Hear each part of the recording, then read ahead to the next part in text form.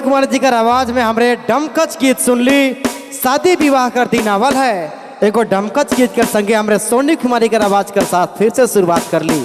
अब चलो एक और प्यारा भरा गीत बटे जाती सोनी कुमारी जी का आवाज में और इनकर बाद हमरे डांस वाला कार्यक्रम बटे जाब और डांस कर बाद कयूम आवाज से तैयार रहे अपन खूबसूरत आवाज कर संगे। आइए सोनी कुमारी जी। हेलो। और मंच में है मंचासीन हमरे का जिला परिषद महोदय हमरे कर भाई दीपक कंडोलना जी, बहुत बहुत स्वागत है मंच बटले उनका। हेलो।